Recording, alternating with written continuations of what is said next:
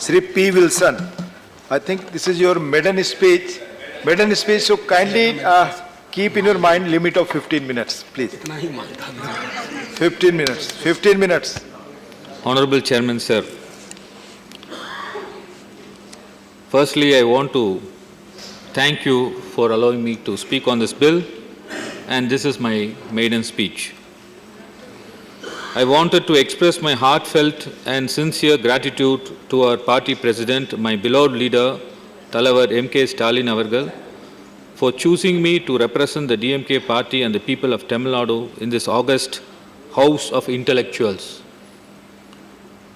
Sir, I come from a modest background with no roots in politics, and it is a testament to the greatness of our leader that he has chosen me for this great honor.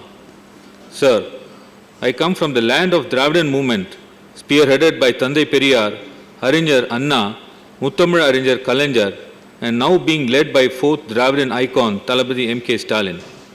Sir, I want to pay my tributes to our beloved departed leader, the great Tamil icon Dr. Kalaignar, the five-time Chief Minister of Tamil Nadu, whose fame knows no bounds, sir. He has led the Tamil people over 50 years of his public life by example. He departed this mortal world with only one property in his name, which too he had dedicated to be used for the public cause. During his entire lifetime, he fought the forces of division, discrimination and oppression, and this unparalleled fighter had to fight even after demise for a mere 6 feet of land for a decent burial. I hope that the Government of India would soon confer the Bharat Ratna on our beloved leader, Dr. Kalaignar. Sir, the Dravidian movement and its ideologies are hinged on the four pillars of rationalism, equality, self-respect, and social justice. Each of these items carry deep meaning. Almost all fundamental rights under Part 3 of our constitutions can trace its roots to one of these ideals. It is due to these stalwarts that many social reforms, including reservations, came to the forefront of mainstream politics. Many social movements which are coming now, led by young Indians to fight for gender equality, feminism, equality of all people, irrespective of caste, color, language, or creed, find support in the Dravidian ideology. In this ideology and values that have seen Tamil Nadu rise to one of the top states of this great nation, I have no doubt that adherence to these principles will lead to the progress of not only of our state, but to this nation as a whole. Sir, the country faces many challenges today. Some challenges like poverty, illiteracy, denial of access to education, discrimination, food security, we have been facing since time immemorial, and some are never challenges. Issues like privacy, cybercrime, environmental degradation have been brought about by the development in science, technology, and social economic progress. The people of this country are looking to this House of Parliament to lead them through these testing times. Sir, in our country, the people are the ultimate sovereign. It is an exercise of this sovereignty that we have enacted for ourselves the Constitution, which is now the supreme sovereign document. Under this hallowed document, the House of Parliament, being the temple of democracy, represents the will of the people.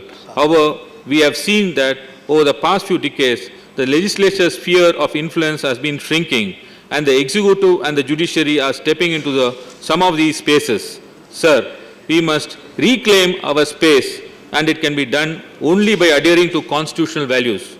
Therefore, sir, I hope to join the other honorable members of this august House in our collective endeavour and solemn duty to hold the executive accountable to this House as envisaged by the Constitution. Now coming to the bill. Way back in 1997, Dr. Kalaignar, when he was the Chief Minister heading the DMK government, he has brought one act called the Tamil Nadu Protection of Interest of Depositors in Financial Establishment Act 1997.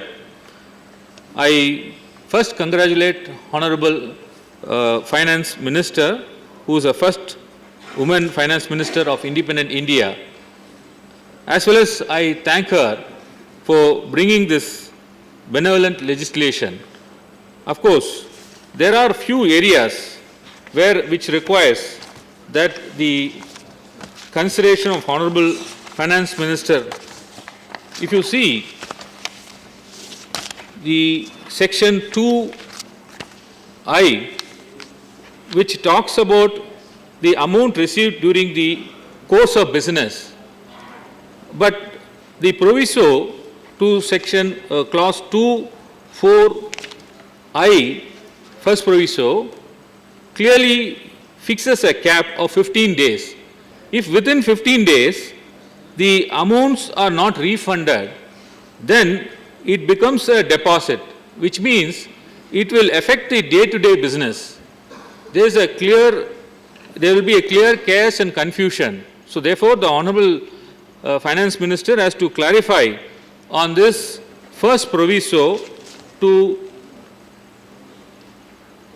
clause 2(4). Now, the second aspect is there are powers for attachment by the competent authority under clause 7.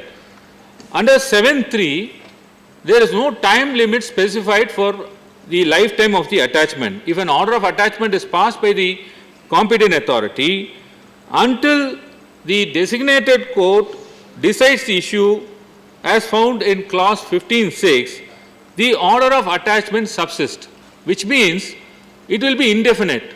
If the designated court takes time for 2 or 3 years, and what will happen to the deposit taker? His property will be attached, and it is intervening is right to enjoy the property. Therefore, some time limit should be fixed for this order of attachment to be in force. Like we can find it under the Prevention of Money Laundering Act, where the time limit is given as 180 days. But I find one time limit under clause 15(6), which says 180 days. But that time limit is directory, not mandatory. Therefore, the court need not pass orders. The designated court need not finish its proceedings within 180 days. The net result would be that the deposit taker, his property will be attached for indefinite time. So I request the Honorable Finance Minister to kindly consider this. Then, one of the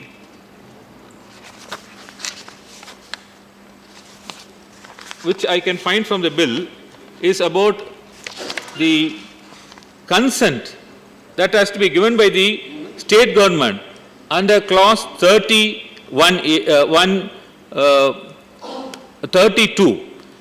They say there is a deemed consent when there are offences relating to a property which is of which involves much magnitude, or where the properties are located more than one state. No doubt, if it is located more than one state, Mr. certainly. Wilson, it's already Only 1 minute, sir. 1 minute. I'll conclude, sir. No, you have 7 more. Please, you have 7 more minutes. Continue after lunch. So this is lunch hour now.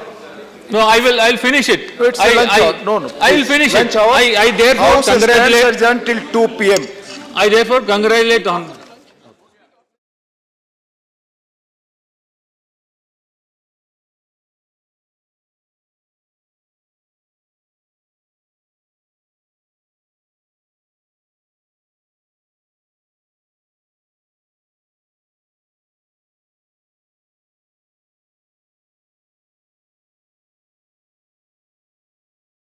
माननीय सभासदों, माननीय उपसभापति जी,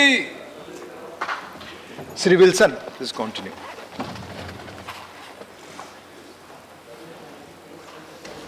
Thank you, sir. Yes, please continue. I can point out one more issue in this bill, that is clause 30, 31, clause 33 and clause 32. If you see clause 32, it doesn't require the consent of the state government in the event of ordering for CBI.